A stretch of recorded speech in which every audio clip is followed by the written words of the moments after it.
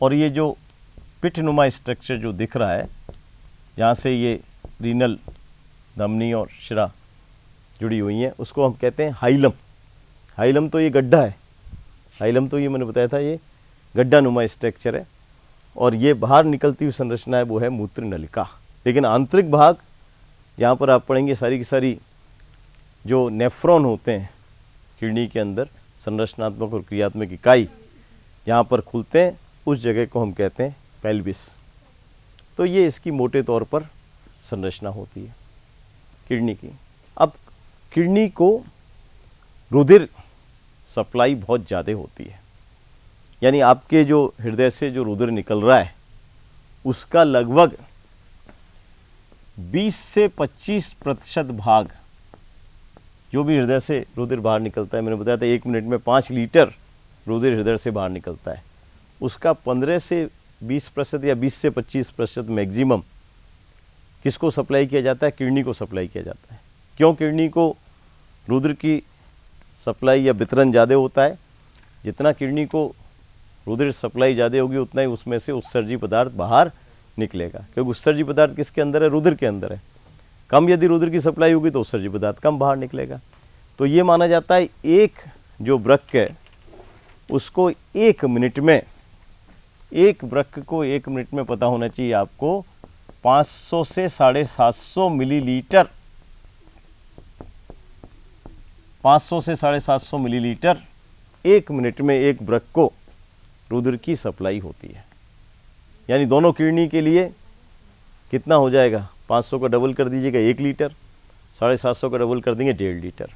1 से 1.5 लीटर रुधिर जितना निकल रहा है उसका चौथाई हिस्सा हो गया किससे?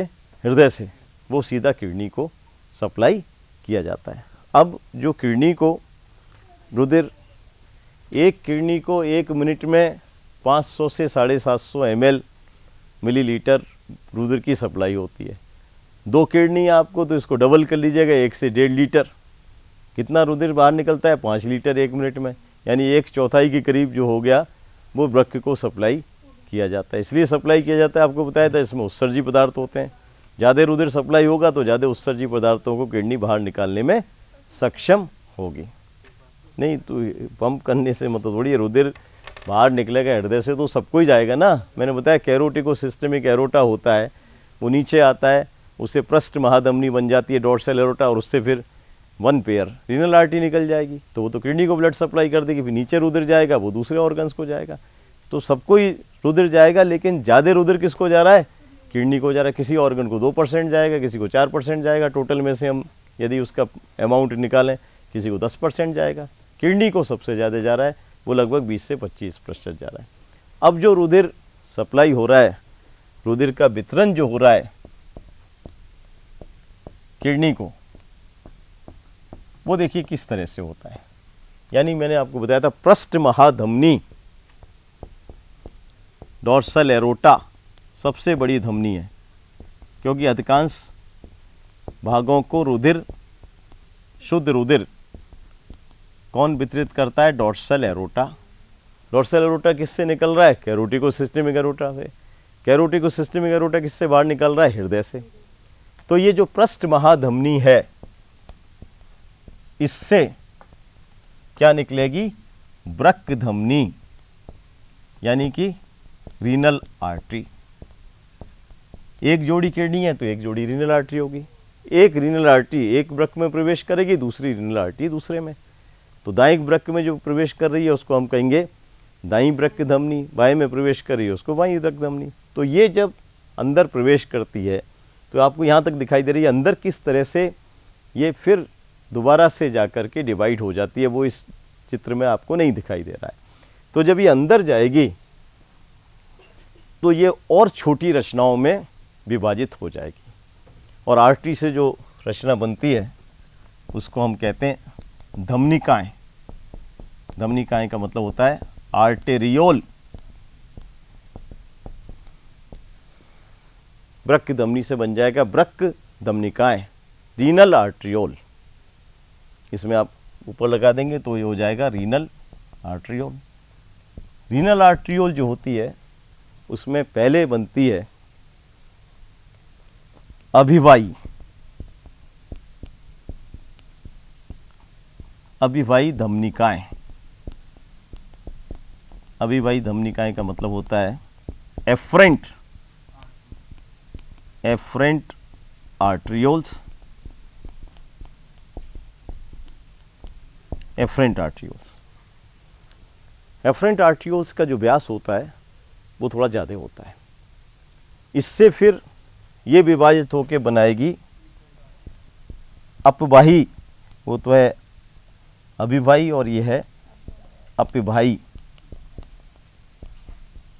इसको कहते हैं इफरेंट, इफरेंट आर्टेरियोल। एफरेंट और इफरेंट आर्टियोल बन गए। ये जो एफरेंट और इफरेंट आर्टियोल होती हैं, ये दोनों मिलके एक समूह बना लेती हैं। ग्लोमेरुलस, कोश का गुच्छक, एक पूरा जाल बन जाता है जिसको हम कहते हैं ग्लोमेरुलस या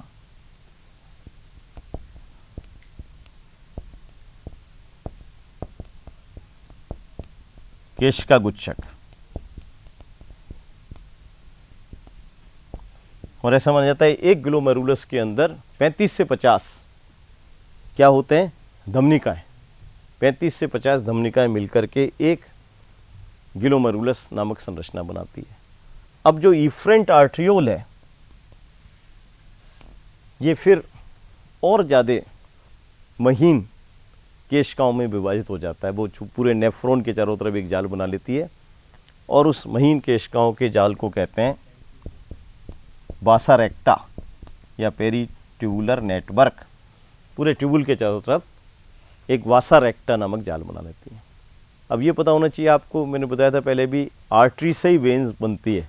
आर्टरीज विभाजित हो जाती हैं, पर विभाजित होने वाली संरचना फिर दोबारा से जुड़ना चालू कर देती हैं और वो किस में परिवर्तित हो जाती है, शिराओं में परिवर्तित हो जाती है। तो वासा रेक्टा से फिर जो संरचना बनेगी वो बनेगी रीनल वेन्यूल।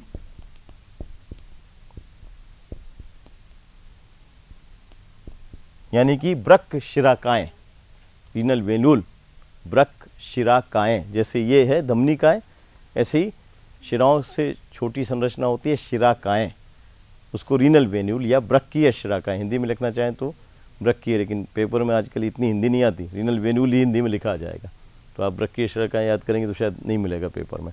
अब ये रीनल वेन्यूल मिलकर के फिर बना लेंगी वृक्क शिरा, जो आपको बताया था रीनल वेन जो ये यहाँ निकल रही है। तो आपको तो क्या दिख रहा है इसमें, वृक्कीय धमनी और वृक्कीय शिरा। बाकी अंदर सारी संरचना कहाँ पर है, वृक्क के अंदर है। ये सब कुछ चीज़ें वो नहीं दिखाई जाती। और फिर वृक्क जो शिरा है, सारी शिराएँ कहाँ खुल रही हैं आपकी, पश्च महाशिरा में। ये खुल जाएगा पश्च महाशिरा, पोस्टीरियर वेना केवा, मैंने आपको बताया था, जो सीधा हृदय में खुल जाता है, पश्च महाशिरा। तो ये पूरा की पूरा जो है ये रुधिर वितरण है किसके अंदर, वृक्क के अंदर। दोबारा समझ सकते हैं इसको, पृष्ठ महाधमनी हृदय से निकलती है शुद्ध रुधिर लेकर के, जिसमें ऑक्सीजन ज़्यादा होगी। इससे एक जोड़ी वृक्क धमनी निकलती है, वृक्क धमनी वृक्क के अंदर प्रवेश करती है, अंदर प्रवेश करके ये छोटी छोटी संरचनाओं में विभाजित हो जाएगी। जैसे विभाजन होगा उसका व्यास कम होता चला जाता है। वृक्क धमनी का व्यास ज़्यादा, वृक्क धमनिकाओं का विकास व्यास कम है। ये वृक्क धमनिकाएँ पहले बनाएंगी अपवाही धमनिकाएँ एफरेंट आर्टियोल, उससे बनेंगी इफरेंट आर्टियोल। दोनों का जो जाल होगा उसको केश का गुच्छक या ग्लोमेरुलस कहा जाता है।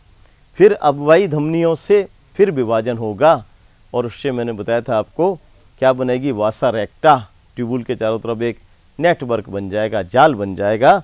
वासा रेक्टा मिलकर के बना लेती हैं क्या, वृक्क शिराकाएँ, renal venule.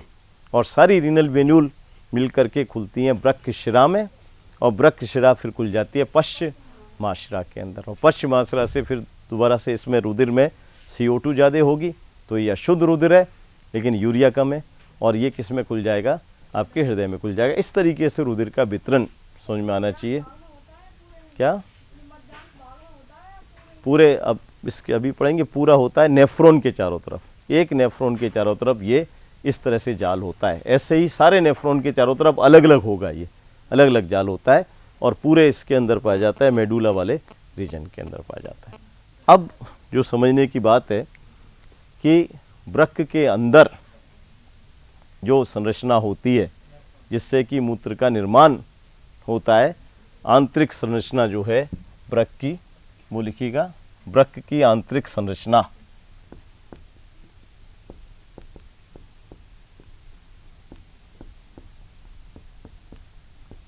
Internal structure kidney का, वृक्क की आंतरिक संरचना। अब देखिए पूरे वृक्क के अंदर छोटी छोटी संरचनाएं पाई जाती हैं जिसको वृक्क की इकाई कह सकते हैं, यूनिट।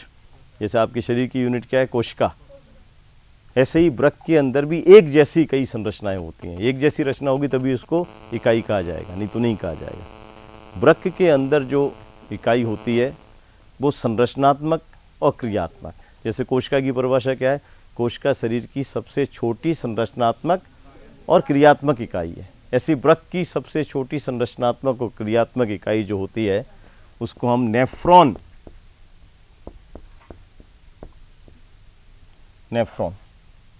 या यूरिनिफरस ट्यूबुल जिसको कहते हैं, यानी कि जो मूत्र का निर्माण करने में सक्षम हो, नेफ्रॉन। अब नेफ्रॉन की जो संख्या होती है, इकाई क्या है किडनी की, नेफ्रॉन।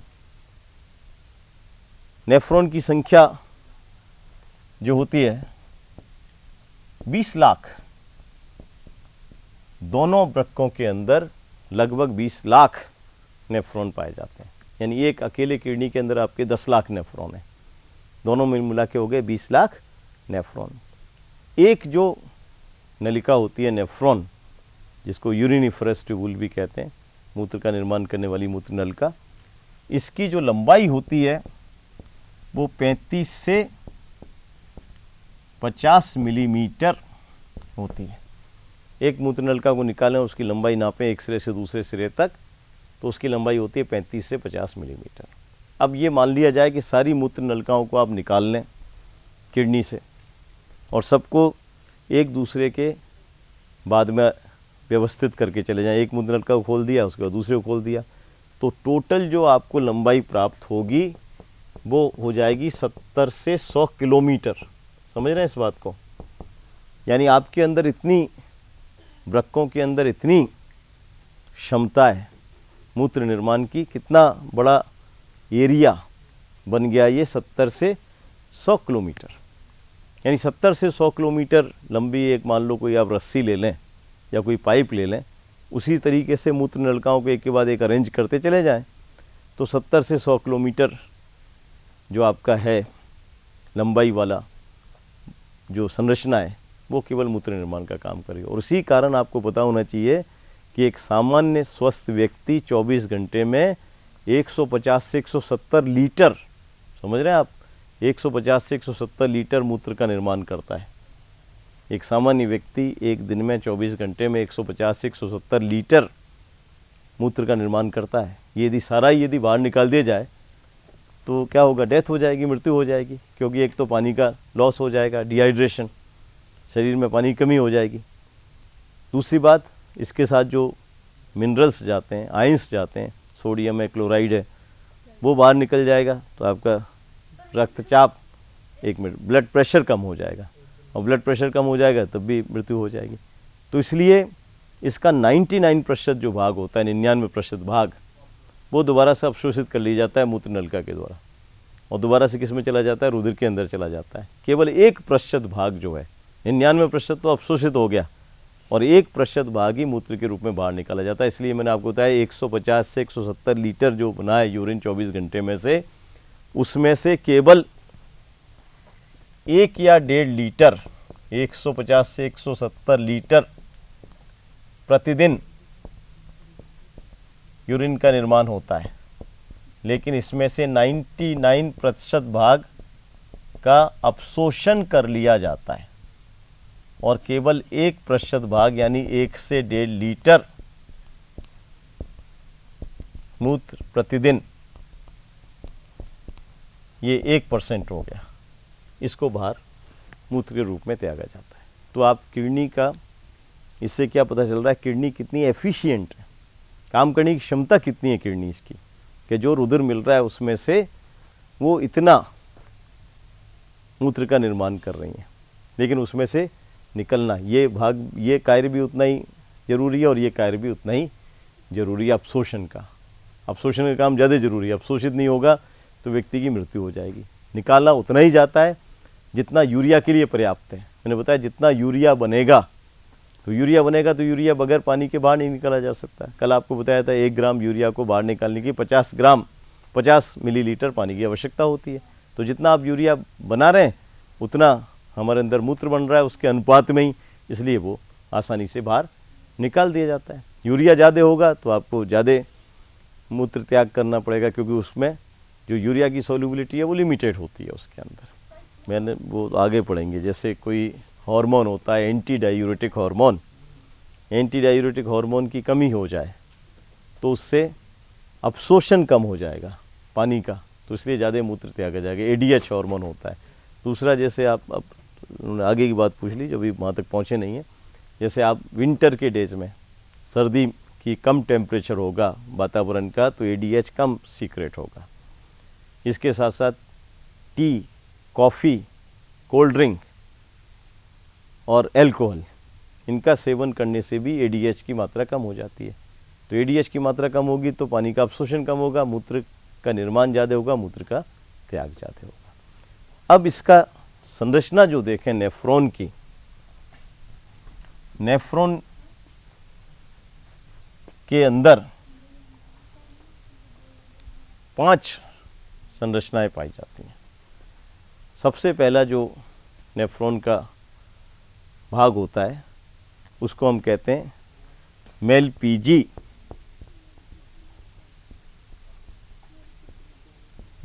कोश,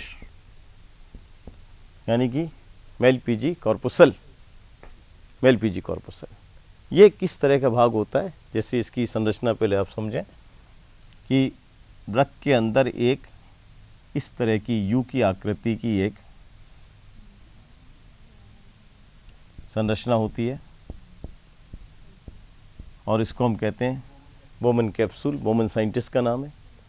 और इसके बाद ये नलिका इस तरह से आगे जाके कुंडलित हो जाती है।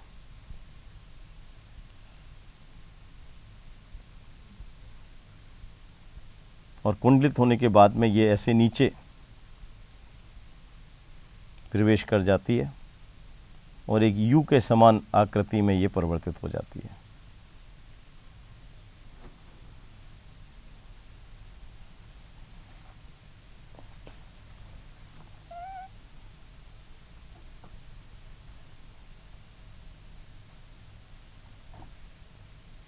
और उसके बाद फिर से ये कुंडलित हो जाती है।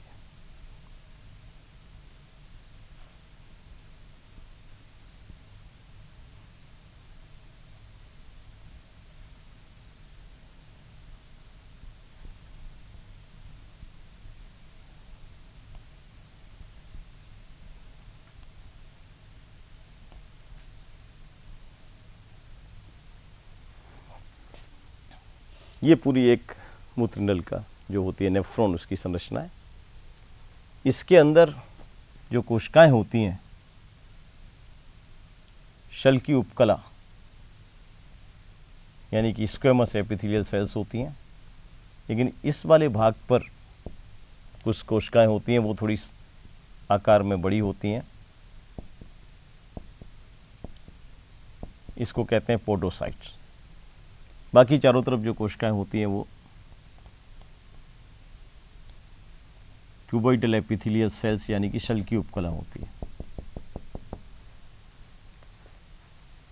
अब ये वाला जो भाग आप देख रहे हैं,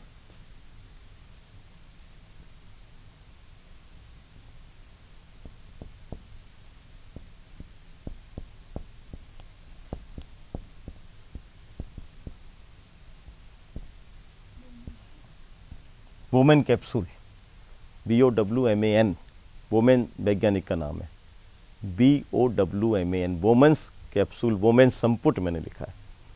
और अभी आपको बताया था कि जब इसमें अंदर ये जाएगा रीनल आर्ट्रियोल, तो अंदर जा कर के इस तरह से आपको बताया था एक जाल बना लेगा।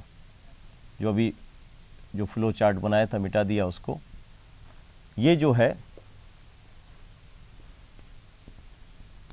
ये आपको बताया था वृक्कीय केशिकाएं जो बताया था,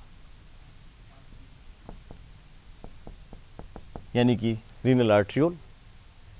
ये अंदर जाकर के जो नाम बताया था ग्लोमेरुलस, यानी कि केशिका गुच्छ। ग्लोमेरुलस और बोमन्स कैप्सूल मिलके क्या बना लेते हैं? Malpighian body. समझिएगा इसको, इस तरह से कप के समान संरचना है। ये तो है मेलपीजियन बॉडी, और इसके अंदर जो जाल है किसका? आर्ट्रियोल्स का। आर्टरी से जो विभाजित हुई है संरचना है 35 से 50, जिसको ग्लोमेरुलस कहते हैं। ये ग्लोमेरुलस और बोमेन्स संपुट मिलके क्या बना लिया? ये मेलपीजियन बॉडी। अब ये जो मेलपीजियन बॉडी है, इसका पूरे का जो व्यास होता है 0.2 मिलीमीटर होता है मेलपीजियन बॉडी का। जितना मेलपीजियन बॉडी का व्यास है उतना ही किसका व्यास है? बोमन कैप्सूल का, क्योंकि बाहर क्या है उसके? बोमन कैप्सूल है। अंदर वाली जो संरचना है वो तो व्यास को प्रभावित करेगी नहीं, वो तो अंदर रह गई, व्यास तो बाहर से नापेंगे।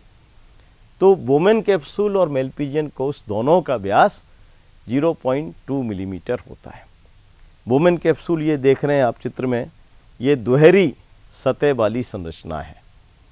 ये बाहरी सतह, ये आंतरिक सतह। चित्र देखिएगा, दोनों के बीच में खाली जगह है, गुहा। खाली जगह गुहा कहते हैं। गुहा के अंदर क्या होता है? इसमें जो उत्सर्जी पदार्थ होता है, उत्सर्जी पदार्थ किससे निकल के आएगा? रुधिर से निकल के आएगा। तो ग्लोमेरुलस के अंदर जो रुधिर है, ब्लड है, उसमें से पदार्थ छन करके किस में आ जाएगा? वो छन करके इसमें आ जाएगा। दोनों सतहों के बीच में जो गुहा है उसके अंदर वो पदार्थ आ जाएगा। तो ये जो संरचना है ग्लोमेरुलस और बोमेन संपुट दोनों के मिला के मेलपीजी कोश नाम दिया जाता है। अब इसके अंदर जो ये जो मैंने कोशिकाएं बनाई हैं, ये कोशिकाएं हैं शल्की उपकला, यानी कि स्क्वेमस एपिथेलियम। शल्की उपकलीय कोशिकाएं होती हैं, चपटी आकृति की होती हैं। लेकिन ये जो कोशिकाएं यहाँ जो आप देख रहे हैं, कुछ इनको अलग से नाम दिया गया है पोडोसाइट। ये आकार में बड़ी होती हैं और इनमें छिद्र होते हैं, स्लिट जैसे छिद्र होते हैं, लंबे छिद्र होते हैं, जिससे कि पदार्थ छन करके इसमें से बाहर निकल के इस गुहा के अंदर आ जाता है। फिर आप ये देख रहे हैं कि जो मेलपीजियन जो संपुट है, आगे जाके ये कुंडलित संरचना में परिवर्तित हो जाता है। और ये जो कुंडलित संरचना जो दिख रही है आपको, ये तो पहला भाग हो गया। दूसरा जो भाग होता है इसका, ये होता है समीपस्थ कुंडलित नलिका।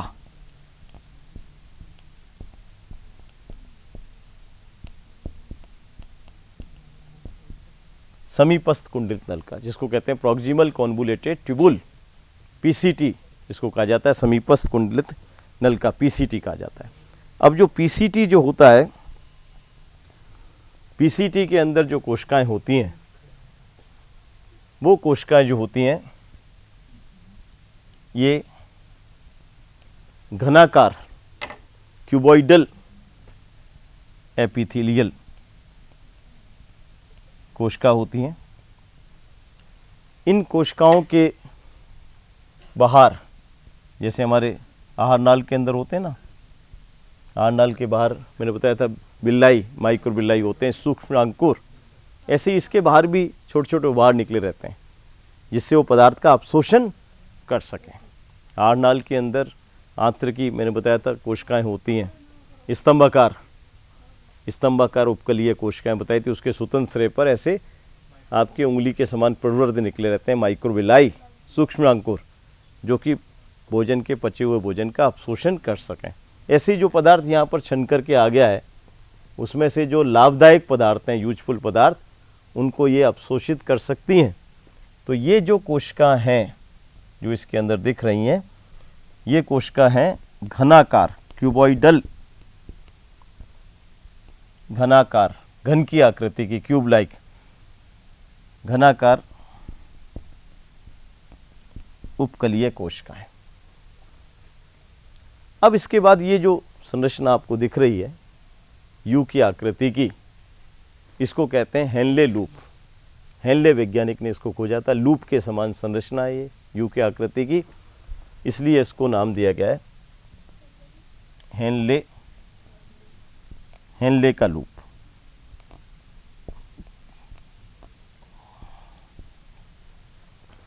अब इसके अंदर, हेनले लूप के अंदर देखिए दो नलिका हैं, एक नलिका तो जो नीचे आ रही है और एक नलिका जो ऊपर जा रही है। दो नलिका, जो एक नीचे जाएगी एक ऊपर जाएगी, जब भी तो यू के समान आकृति बनेगी। तो जो नीचे की तरफ जा रही है उसको तो हम कहते हैं अवरोही भुजा। अवरोही का मतलब जो नीचे जाए, डिसेंडिंग। दो भुजाएं इसकी, एक तो हो गई डिसेंडिंग लिम्ब, डिसेंडिंग का मतलब नीचे जाने वाली, अवरोही भुजा। और ये जो ऊपर की तरफ जा रही है असेंडिंग, इसको कहते हैं आरोही भुजा।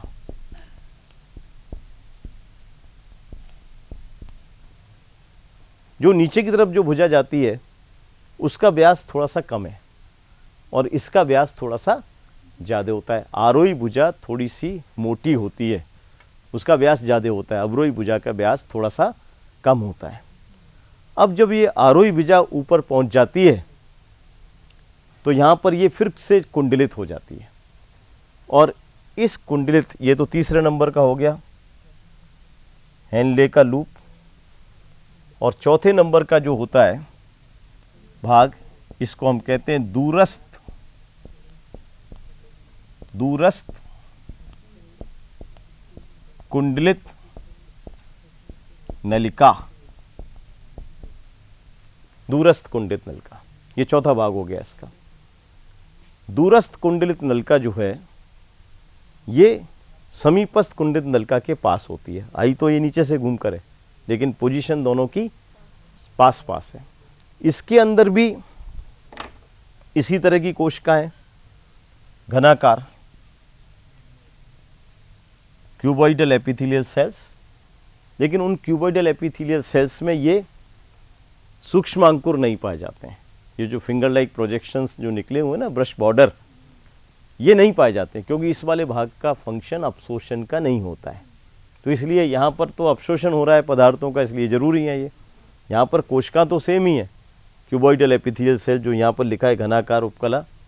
ये समझ में डायग्राम नहीं आएगा तो आप आगे नहीं समझ सकते कैसे यूरिन का निर्माण होता है, इसलिए इसको समझना जरूरी है। और प्रत्येक नेफ्रॉन की संरचना और कार्य एक समान होता है। एक नेफ्रॉन की जो संरचना और कार्य होगी, ऐसे ही बाकी के जो 20 लाख में से एक कम कर दें आप, सारे नेफ्रॉन की संरचना और कार्य वैसे ही होगा। एक वृक्क की जो नेफ्रॉन है वो मूत्र का निर्माण करती है, ऐसे ही सारे करते हैं, और उसी से मैंने बताया था 150 से 170 लीटर मूत्र बनेगा। तो ये चित्र समझ में आना जरूरी है, इसके पार्ट समझ में आना जरूरी है, फिर उसको मूत्र निर्माण की क्रिया को बहुत आसानी से आप समझ सकते हैं। तो ये दूरस्थ कुंडित नलिका के अंदर भी शल की उपकलाएं, केवल इसके अंदर ये फिंगर समान प्रवर्ध निकले हुए हैं, उसमें फिंगर के समान प्रवर्ध नहीं निकले रहते हैं। अब देखिएगा इसके बाद में ये आगे जा कर के संग्रह नलिका, कलेक्टिंग डक्ट, ये संग्रह नलिका के अंदर ये खुल जाती है। दूरस्थ कुंडलित नलिका संग्रह नलिका में खुल जाती है, यानी कि यहाँ पर भी एक आया दूरस्थ कुंडलित नलिका, दूसरी तरफ से आया, तीसरी तरफ से आया, तो ये सब मूत्र नलिकाओं से संग्रह कर रही है। कलेक्टिंग डक्ट, संग्रह नलिका, और कलेक्टिंग डक्ट के अंदर जो कोशिकाएं होंगी, इसके अंदर जो कोशिकाएं, कलेक्टिंग डक्ट के अंदर जो कोशिकाएं होंगी, वो जो कोशिकाएं होती हैं वो स्तंभाकार होती हैं, कॉल्यूमिनार। कॉल्यूमिनार एपिथेलियल सेल जो मैंने इंटेस्टाइन में आपको बताई थी, आंत्र के अंदर। तो संग्रह नलिका के अंदर जो कोशिकाएं होती हैं वो किस तरह की होती हैं? वो स्तंभाकार, यानी कि कॉल्यूमिनार कोशिकाएं होती हैं। कॉल्यूमिनार का मतलब बता रखा है जिसकी लंबाई ज़्यादा हो, जैसे ये कोशिका है, लंबाई तो ज़्यादा और चौड़ाई कम है, और न्यूक्लियस उसके आधार वाले भाग पर पाया जाए, वो कहलाएगी कॉल्यूमिनार एपिथेलियल सेल्स। अब ये सारी जो संग्रह नलिकाएं अंत में कहाँ खुल जाती हैं? अंत में खुल जाती हैं, एक नलिका होती है जिसको हम कहते हैं डक्ट ऑफ बेलिनाई। बेलिनाई भी साइंटिस्ट का नाम है। बेलिनाई की नलिका के अंदर, बेलिनाई की नलिका नाम मैं यहाँ लिख रहा हूँ,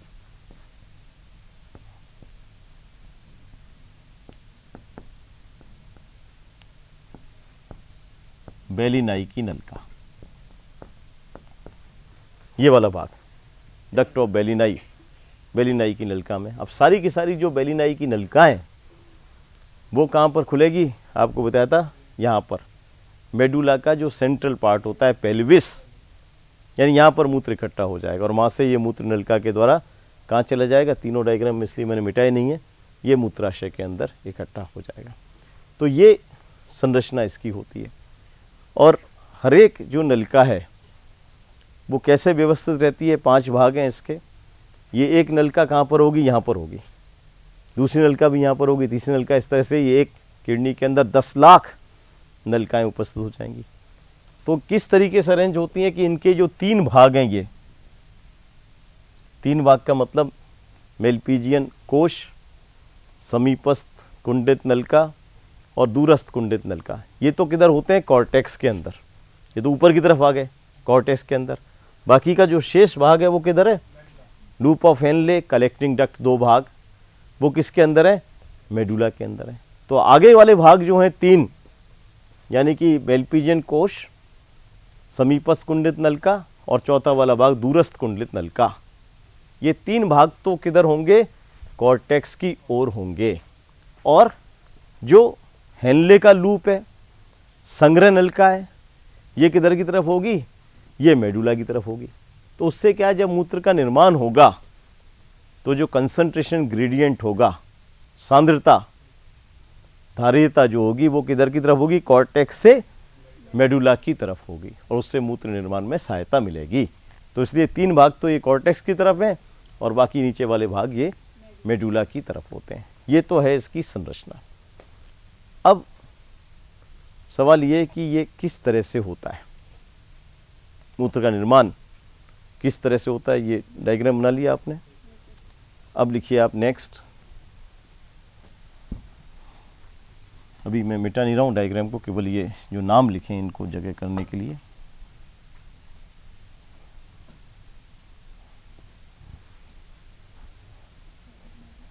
मूत्र के निर्माण की क्रिया विधि।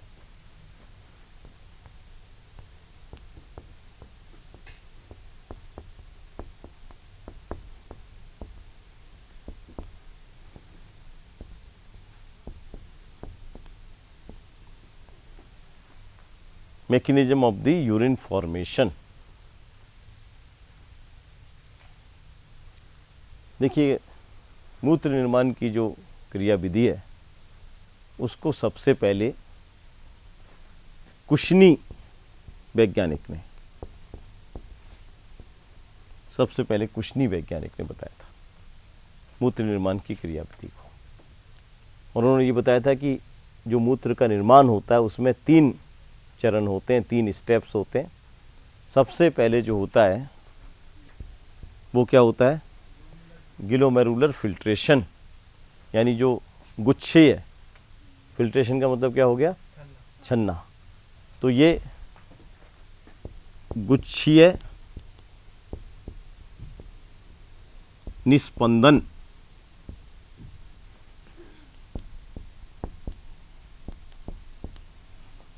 यानी कि ग्लोमेरुलर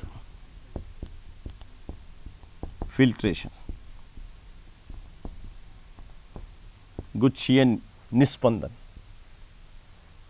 यानी कि जो रुधिर है ग्लोमेरुलस में उसमें से पदार्थ छन करके ये जो बोमन्स कैप्सूल की जो गुहा है उसके अंदर निकल करके आए।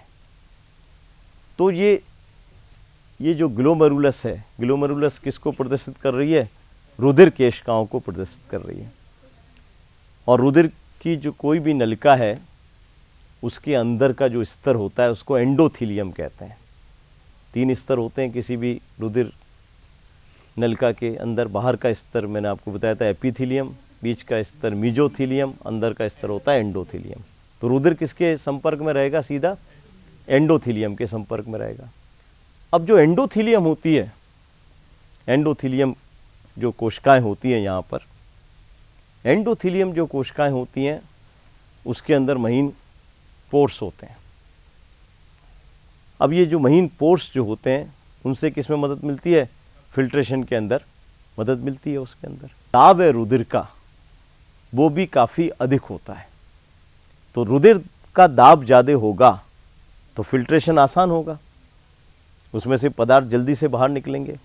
और दूसरा उसमें छिद्र है, दोनों ही कारण है। तो इसमें से कुछ पदार्थ निकल करके और इस गुहा के अंदर आ जाते हैं। और जो पदार्थ निकल करके आए गुहा में उसको हम गुच्छीय निस्पंद, गुच्छीय निस्पंद का मतलब हो गया ग्लोमेरुलर फिल्ट्रेट, उसको ग्लोमेरुलर फिल्ट्रेट का नाम देते हैं। तो क्रिया तो क्या कहलाई? गुच्छीय निस्पंदन, ग्लोमेरुलर फिल्ट्रेशन या अल्ट्रा फिल्ट्रेशन, सूक्ष्म निस्पंदन, यानी सूक्ष्म से सूक्ष्म पदार्थ भी इसमें से निकल करके बाहर आ जाएगा। और जो पदार्थ निकल के बाहर आया उसको हमने नाम दे दिया ग्लोमेरुलर फिल्ट्रेट, गुच्छीय निस्पंद। अब सवाल ये कि कौन से पदार्थ तो बाहर आते हैं और कौन से नहीं आते। रुधिर के अंदर तो दोनों तरह के पदार्थ हैं, लाभदायक पदार्थ भी हैं, जैसे आरबीसी है, डब्ल्यूबीसी है, आपके प्लेटलेट्स हैं, प्लाज्मा के अंदर प्रोटीन्स मैंने बताई थी आपको, एल्बुमिन, ग्लोबुलिन, फाइब्रिनोजन, सब चीज़ें। तो आप यहाँ कोई ऐसा फिल्टर नहीं लगा हुआ है कि ये पता लगा ले कि ये तो लाभदायक पदार्थ है, इसको तो रुधिर में रहने दें, और ये हानिकारक पदार्थ है यूरिया, अमोनिया, यूरिक अम्ल, इसको तो बाहर निकाल दें। तो इसमें दोनों तरह के पदार्थ आएंगे, लाभदायक भी आएंगे और हानिकारक उत्सर्जी पदार्थ भी आएंगे। ये देखा गया है कि जो रुधिर है उसके अंदर कोई भी पदार्थ यदि वो मैक्रो मॉलिक्यूल्स है, मैक्रो का मतलब बड़ा, मॉलिक्यूल अणु, यानी जो बृहत अणु मैक्रो मॉलिक्यूल्स हैं, मैक्रो मॉलिक्यूल्स से यह हमारा मतलब है जिसका कि आणविक भार, मॉलिक्यूलर वेट 67,000, 67,000 या 67,000 से अधिक, रुधिर में उपस्थित वे पदार्थ जिनका आणविक भार 67,000 या उससे अधिक है वो कहलाते हैं बृहत अणु, मैक्रोमॉलिक्यूल्स। और ये पदार्थ रुधिर से फिल्टर होकर के नहीं आएंगे क्योंकि वो छिद्र जो हैं वो छोटे हैं और ये आकार में बड़े हैं। तो चाहे ये उत्सर्जी पदार्थ ही क्यों ना हो, ये निकल करके नहीं आ सकते। 67,000, 67,000 से ज़्यादा या उसके बराबर कोई आणविक भार वाला पदार्थ है तो उसका आकार बड़ा होगा और वो रुधिर से इन छिद्रों के द्वारा पास नहीं हो सकता, तो इसलिए वो गुच्छकीय निस्पंदन में नहीं आएगा। तो ये देखा गया है कि जो हमारे रुधिर में काम की चीज़ें जैसे कि रुधिर कोशिकाएं, आरबीसी, डब्ल्यूबीसी, थ्रोम्बोसाइट्स, वो छन करके नहीं आती हैं और नहीं आनी भी चाहिए क्योंकि वो तो हमारे काम की चीज़ है। तो एक तो कोशिकाएं नहीं आती हैं, रुधिर कोशिकाएं। दूसरा जो प्लाज्मा में जो आवश्यक प्रोटीन्स हैं, albumin, globulin, fibrinogen, heparin, thrombin, prothrombin, इन सब का मॉलिक्यूलर वेट ज़्यादा है, तो ये सब भी बृहत अणुभार वाली चीज़ें हैं, तो ये भी फिल्टर होकर के नहीं आती हैं।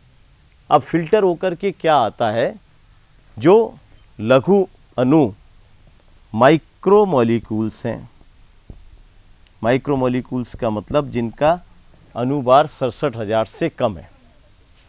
अब होना तो क्या चाहिए, यहाँ पर केवल उत्सर्जी पदार्थ ही बाहर आने चाहिए, लेकिन मैंने क्या बताया था कि ऐसा कोई रूल नहीं है। ये तो मॉलिक्यूलर वेट पर ये डिपेंडेंट मैकेनिज्म है, मॉलिक्यूलर वेट पर आधारित प्रक्रिया है। तो इसमें जिसका अनुभार ज़्यादा वो चाहे उत्सर्जी पदार्थ है वो फिल्टर होकर के नहीं आया, और जिसका अनुभार कम है वो चाहे काम का पदार्थ है वो इसमें फिल्टर होकर के आ गया। जैसे कि जो फिल्टर होकर के आएंगे जिनका कि अनुभार 67,000 से कम है, उसमें क्या होगा, जल, पानी। तो पानी तो काम की चीज़ है, वो भी फिल्टर होकर के आएगा। ग्लूकोज शरीर से बाहर नहीं निकाला जाना चाहिए, लेकिन ग्लूकोज फिल्टर होकर आएगा। कुछ अमीनो अम्ल वो भी फिल्टर होकर के आ जाएंगे। कुछ विटामिन सी है, विटामिन बी कॉम्प्लेक्स है, वो भी फिल्टर होकर के आ जाएगा। ये तो सब काम की चीज़ें हैं। कुछ आयंस जैसे सोडियम, पोटेशियम, वो भी आ जाएंगे। फिर यूरिक अम्ल, ये सब के सब पदार्थ जो हैं इन सब का अनुभार 67,000 से कम होता है। तो ये सब फिल्टर होकर के किस में देखे जा सकते हैं, गुच्छीय निस्पंद के अंदर ग्लोमेरुलर फिल्ट्रेट में देखे जा सकते हैं। तो ग्लोमेरुलर फिल्ट्रेट है क्या, आपसे पूछा जाए ग्लोमेरुलर फिल्ट्रेट निम्न में से क्या है, तो उसका उत्तर क्या होना चाहिए, ग्लोमेरुलर फिल्ट्रेट क्या है, एक तो प्लाज्मा है। मैं जब भी प्लाज्मा कह रहा हूँ तो प्लाज्मा का मतलब उसमें आरबीसी नहीं है और डब्ल्यूबीसी नहीं है और थ्रोम्बोसाइट नहीं है, बाकी सब है। लेकिन प्लाज्मा के साथ मुझे क्या कहना पड़ेगा, प्रोटीन फ्री प्लाज्मा, प्रोटीन मुक्त प्लाज्मा। यानी इसके अंदर बाकी सारे पदार्थ आ गए रुधिर में जो हैं, उसमें से मैंने प्लाज्मा ले लिया, यानी कि ब्लड की जो कोशिकाएं उनको निकाल दिया, और उसमें से प्लाज्मा में से क्या निकाल दिया, प्रोटीन्स निकाल दी। तो प्रोटीन मुक्त प्लाज्मा, आपसे पूछा जाए ग्लोमेरुलर फिल्ट्रेट क्या है, तो उसका उत्तर होगा ग्लोमेरुलर फिल्ट्रेट प्रोटीन मुक्त प्लाज्मा। ग्लोमेरुलर फिल्ट्रेट को हम कह सकते हैं प्रोटीन रहित प्लाज्मा या प्रोटीन मुक्त प्लाज्मा। उसके अंदर प्लाज्मा, ऐसा प्लाज्मा इसमें ब्लड कोशिकाएं नहीं है और उसमें प्रोटीन नहीं है। तो 4 ऑप्शन होंगे उसमें, सीरम रहित प्लाज्मा हो सकता है, प्रोटीन रहित प्लाज्मा हो सकता है, विटामिन रहित प्लाज्मा हो सकता है। ऐसा ही उत्तर होगा प्रोटीन रहित प्लाज्मा। अब दूसरी बात, जो ग्लोमेरुलर फिल्ट्रेशन रेट जो होती है, यानी कि गुच्छीय निस्पंदन दर, ग्लोमेरुलर फिल्ट्रेशन रेट, इसको हिंदी करेंगे तो क्या हो जाएगा, गुच्छीय निस्पंदन दर। वो किस पर निर्भर करती है, वो कुछ दाबों के ऊपर निर्भर करती है, कुछ प्रेशर के ऊपर निर्भर करती है। एक मैथमेटिकल इक्वेशन है GFR। GFR का मतलब मैं आपको बता रहा हूँ गुच्छीय निस्पंदन दर, रेट का मतलब दर। ये एक तरफ तो किस पर निर्भर करती है, ग्लोमेरुलर कैपिलरी प्रेशर, इसको ऐसे ही लिखना पड़ेगा आपको इंग्लिश के लेटर में, GCP, पेपर में भी ऐसे ही आएगा, ग्लोमेरुलर कैपिलरी प्रेशर। यानी इस ग्लोमेरुलर कैपिलरीज में रुधिर का दाब कितना है, एक तो ये उस पर निर्भर करती है। कम दाब होगा तो GFR कम होगा, ज़्यादा दाब होगा तो GFR ज़्यादा होगा। तो एक तरफ तो ये उस पर निर्भर करती है, दूसरी तरफ ये निर्भर करती है 2 प्रेशर के ऊपर और निर्भर करती है। एक तो होता है ऑनकोटिक प्रेशर, OP, ऑस्मोटिक नहीं है ये, ऑनकोटिक प्रेशर।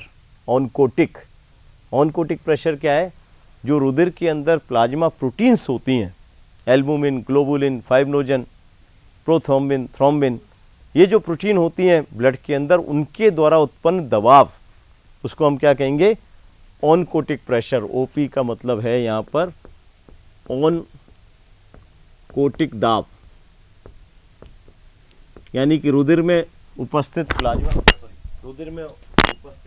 प्रोटीन से जो दबाव उत्पन्न होता है उसको कहते हैं ऑनकोटिक प्रेशर।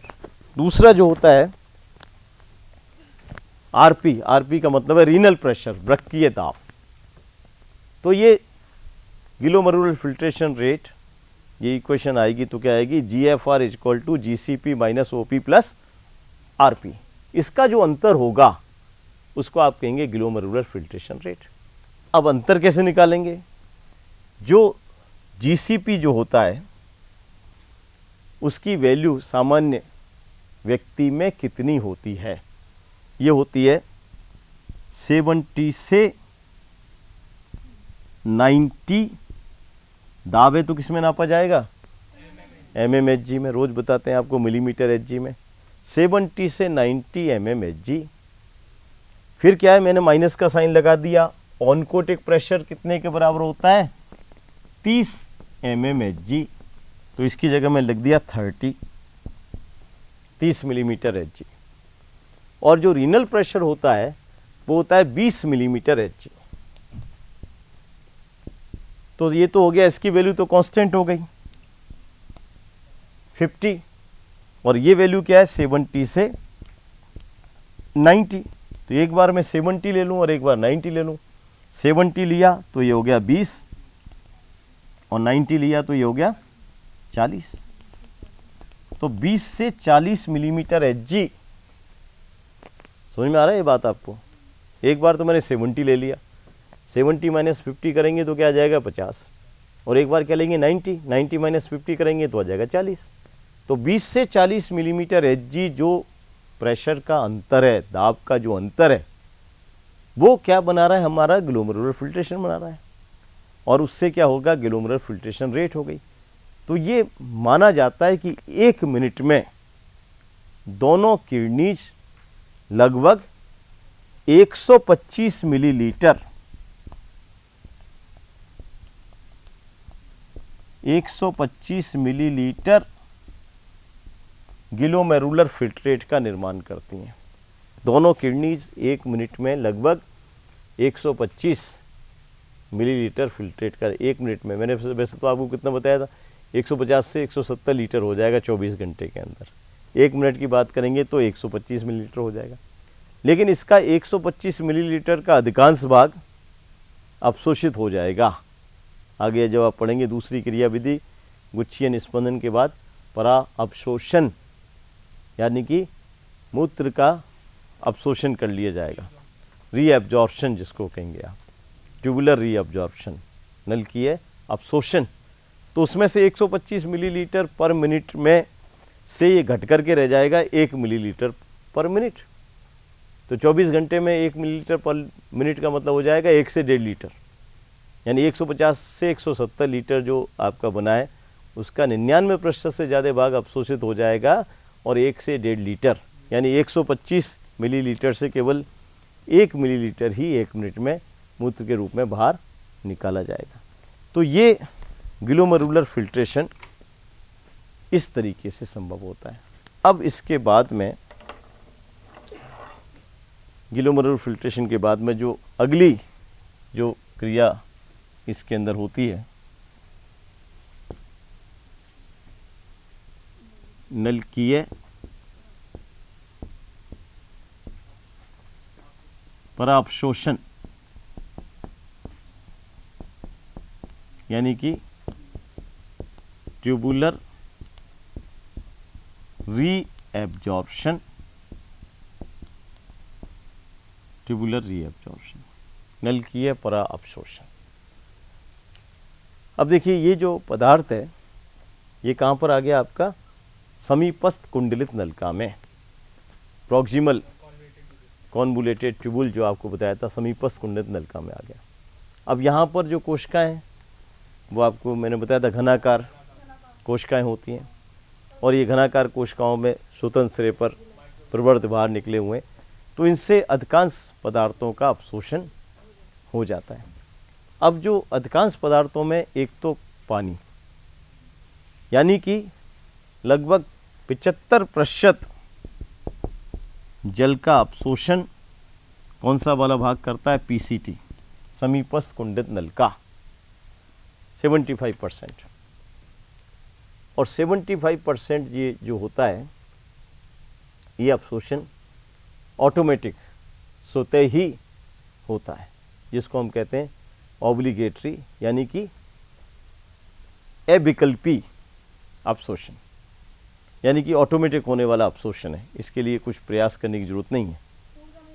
हाँ, ऊर्जा नहीं लगती इसके अंदर, निष्क्रिय विसरण जिसको कहते हैं अविकल्पी, ये तो होगा ही होगा अवशोषण।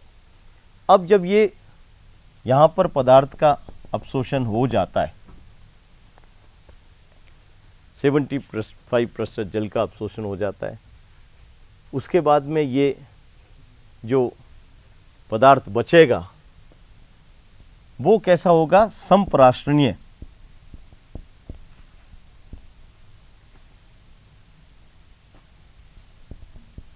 संपराश्रणीय का मतलब हो गया आइसोटोनिक, यानी इसके अंदर जो सांद्रता है वो इसके बाहर जो पदार्थ उपस्थित है अंतरालीय द्रव्य उसमें और इसमें सांद्रता समान है, तो इसलिए हम इसको क्या कहेंगे? संपराश्रणीय। अब ये जो संपराश्रणीय पदार्थ है ये किसमें प्रवेश करेगा? ये हेनलेज लूप की जो अवरोही भुजा है, डिसेंडिंग लिम्ब, उसके अंदर प्रवेश करेगा। तो जब ये इसके अंदर प्रवेश करेगा तो ये डिसेंडिंग लिम्ब होती है, ये पानी के लिए तो ये परमेबल होती है, पानी के लिए तो पारगम्य है ये, लेकिन ये जो सॉल्ट्स हैं, आइंस हैं, उनके लिए ये अपारगम्य होती है। समझ रहे हैं इस बात को? पानी तो इससे अवशोषित हो सकता है, लेकिन जो आइंस होते हैं, sodium ions, potassium ions, chloride ions, उनके लिए ये अपारगम्य होती है। तो इससे कुछ मात्रा में पानी का अवशोषण होगा। जब ये पानी का अवशोषण होगा तो पानी अवशोषित हो गया तो ये जो मटेरियल जो है ये कैसा हो जाएगा? ये पानी इसमें से थोड़ा बहुत अवशोषित, कितना? 5% पानी परमेबल टू वाटर और इम्परमेबल टू सॉल्ट्स। तो ये पानी जब अवशोषित होगा तो ये मीडियम जो होगा हाइपोटोनिक हो जाएगा, अल्प सांद्रीय, अल्प सांद्रीय। तो अब इसके बाद में ये जो 75 और 5% जल ये अवशोषित हो गया इसमें से। ये मैंने आपको बताया था ये कैसा है? ऑब्लिगेटरी रीअब्जॉर्प्शन, अविकल्पी, इसका कोई विकल्प नहीं है, तो अवशोषित होगा ही होगा। अब ये जो पदार्थ है ये किसके अंदर प्रवेश करेगा? असेंडिंग लिम्ब के अंदर। असेंडिंग लिम्ब का मतलब क्या? आरोही। आरोही जो होती है वो किसके लिए? आइंस के लिए परमेबल होती है और पानी के लिए ये अपारगम होती है। दोनों एक दूसरे के अपोजिट हैं। तो ये जब यहाँ से सोडियम आइंस का अवशोषण होगा, सोडियम आइंस का अवशोषण किससे होता है? आरोही से। और पानी का अवशोषण किससे होता है? अवरोही से होगा। तो ये यहाँ पर तो हो गया संपराश्रणीय, यहाँ पर हो जाएगा जब पानी निकल जाएगा अति पराश्रणीय, और यहाँ पर क्या हो जाएगा? अल्प पराश्रणीय। अब ये अल्प पराश्रणीय जो है ये किसके अंदर पहुँच जाएगा? डीसीटी के अंदर। डीसीटी के अंदर फिर दूसरी क्रिया होगी। तो ये जो पदार्थ अवशोषित किए जाते हैं किससे? ग्लोमेरुलर निस्पंद से। उन पदार्थों को, कोई भी पदार्थ जिसका हम अवशोषण कर रहे हैं, कोई भी पदार्थ जिसका हम निस्पंदन, ग्लोमेरुलर निस्पंदन से अवशोषण कर रहे हैं, वो उसका अवशोषण किस बात पर निर्भर करता है कि वो पदार्थ रुधिर में कितनी मात्रा के अंदर उपस्थित है। और ऐसा पदार्थ जिसका अवशोषण इस बात पर निर्भर करता है कि वो पदार्थ कितनी मात्रा में रुधिर में उपस्थित है, उसको हम कहते हैं देहली पदार्थ। देहली का मतलब होता है थ्रेशोल्ड। देहली पदार्थ उसको कहा जाता है। किसी पदार्थ का अवशोषण ग्लोमेरुलर निस्पंदन में से इस बात पर निर्भर करे कि वो पदार्थ रुधिर में पहले से ही कितनी मात्रा में उपस्थित है, तो उसको हम कहते हैं देहली, थ्रेशोल्ड मटेरियल। अब ये तीन तरह के होते हैं। एक तो उच्च देहली यानी कि हाई थ्रेशोल्ड, उच्च देहली पदार्थ। हाई थ्रेशोल्ड का मतलब क्या है? ऐसे पदार्थ जिनका अवशोषण 100% हो जाए, यानी कोई पदार्थ इससे निकल के आया और पूरा ही पूरा पदार्थ अवशोषित होकर के कहाँ चला जाए? दोबारा से रुधिर में चला जाए, क्योंकि उसको हमें यूरिन की फॉर्म से बाहर नहीं निकालना है। मैंने क्या बताया था आपको? इसमें लाभदायक पदार्थ भी हैं और इसमें हानिकारक पदार्थ भी हैं। जैसे ग्लूकोज है, ग्लूकोज किस श्रेणी का पदार्थ है? ये हाई थ्रेशोल्ड, यानी जितना ग्लूकोज यहाँ से निकल के आएगा वो पूरा ही पूरा ग्लूकोज अवशोषित हो जाएगा, जब तक कि ग्लूकोज की मात्रा रुधिर में सामान्य नहीं हो जाती। डायबिटीज़ वाले पेशेंट को छोड़ दें, उनमें तो ग्लूकोज ज़्यादा होगा, तो ज़्यादा होगा तो उसका मतलब रुधिर में एक तो निश्चित मात्रा के अंदर ग्लूकोज रहेगा, आवश्यकता ज़्यादा ग्लूकोज बाहर निकलेगा। लेकिन सामान्य व्यक्ति के अंदर जो ग्लूकोज बाहर निकल के आया है वो दोबारा से इसमें लौटा दिया जाएगा। ऐसे ही एसीटो एसीटेट आयन, कीटो आयंस, कुछ अमीनो अम्ल, ये किस श्रेणी में आते हैं? ये उच्च दहलीय पदार्थ की श्रेणी में आते हैं। जिनका 100% अवशोषण हो जाए वो उच्च दहलीय पदार्थ हैं। और एक होता है निम्न दहलीय पदार्थ, यानी कि लो थ्रेशोल्ड। लो थ्रेशोल्ड ऐसे पदार्थ हैं जिनका 100% अवशोषण नहीं हो, यानी कुछ पदार्थ का अवशोषण हो जाए, बाकी के पदार्थ मूत्र के साथ में बाहर निकाल दिए जाए। जैसे जल का आप देखें कुछ तो अवशोषण हो जाएगा और बाकी का जल बाहर निकाल दिया जाएगा। ऐसे ही यूरिया, कुछ तो यूरिया रहेगा आपके, बाकी का यूरिया बाहर निकाल दिया जाएगा। ऐसे यूरिक अम्ल हो जाएगा। और कुछ होते हैं जिनको हम कहते हैं अदहलीय पदार्थ, यानी कि नॉन थ्रेशोल्ड। उच्च दहलीय, निम्न दहलीय एंड अदहलीय पदार्थ। नॉन थ्रेशोल्ड पदार्थ ऐसे होते हैं जिनका बिल्कुल भी अवशोषण नहीं होता। जितना वो बाहर निकल के आए वो सारे के सारे बाहर निकाल दिए जाएंगे। जैसे क्रिएटिनिन होता है, सल्फेट आयंस होते हैं, सल्फेट आयंस, क्रिएटिनिन, हिप्यूरिक एसिड होता है। ये ऐसे पदार्थ होते हैं जिनका कि बिल्कुल भी अवशोषण नहीं किया जाता है। वो सारे के सारे जितने आए वो निकल के, क्योंकि ये कैसे हैं, उत्सर्जी पदार्थ हैं, इनको शरीर में रखना आवश्यक नहीं होता। तो किसी भी पदार्थ का अवशोषण किस बात पर निर्भर कर रहा है कि वो रुधिर में पहले से कितनी मात्रा के अंदर उपस्थित है। पूरा की पूरा अवशोषित होगा तो उच्च दहलीय पदार्थ, आंशिक अवशोषण होगा निम्न दहलीय पदार्थ, बिल्कुल भी अवशोषित नहीं होगा तो उसको हम कहेंगे अदहलीय पदार्थ। तो यहाँ पर जब ये सोडियम आयंस अवशोषित हो गए तो यहाँ पर जो पदार्थ आएगा वो कैसा हो जाएगा? अल्पराश्रणीय हो जाएगा। इसके बाद में एक क्रिया होती है स्त्रावन, सीक्रेशन, और उसके बाद में फिर अंत में यूरिन का निर्माण होता है। लेकिन ये भी समझना जरूरी है कि ये लूप ऑफ हेनले जो है ये एम्फीबियंस में नहीं होता, फ्रॉग के अंदर नहीं होता, इसलिए वहाँ पर यूरिन जो बनेगा वो अल्पराश्रणीय यूरिन बनता है, क्योंकि पानी की पूरी मात्रा अवशोषित नहीं होती। लेकिन दूसरी ओर जो डेजर्ट में जो मैमल्स रहते हैं, कल मैंने बताया था ऊँट है, उसमें ये भाग बहुत लंबा होता है लूप ऑफ हेनले, तो उसमें पानी का ज़्यादा से ज़्यादा, जितना ही भाग लंबा होगा उतना ही पानी का अवशोषण होगा। तो वो उससे जो मूत्र बनेगा वो कैसे होगा? वो हाइपरटोनिक, अत्यधिक सांद्रीय होता है। अत्यधिक सांद्रीय होगा तो मैंने आपको बताया वो सॉलिड फॉर्म के अंदर वो एक्सक्रीट किया जाएगा, उसमें पानी बिल्कुल भी नहीं होगा। तो हमारे अंदर तो इसकी लंबाई सामान्य, फ्रॉग में, एम्फीबियंस में होता नहीं है, और जो डेजर्ट में जो मैमल्स रहते हैं उनमें ये बहुत अधिक लंबा होता है, जिससे कि बहुत अधिक पानी का अवशोषण होता है और बहुत ज़्यादा कंसनट्रेटेड यूरिन का निर्माण होता है। इसके बाद आप पढ़ेंगे। अभी जो नेक्स्ट आपका होगा वेडनेसडे और थर्सडे में लूँगा, लेकिन उसका शायद शाम को कितने बजे होती है क्लास? 4:30 कितने बजे होती है?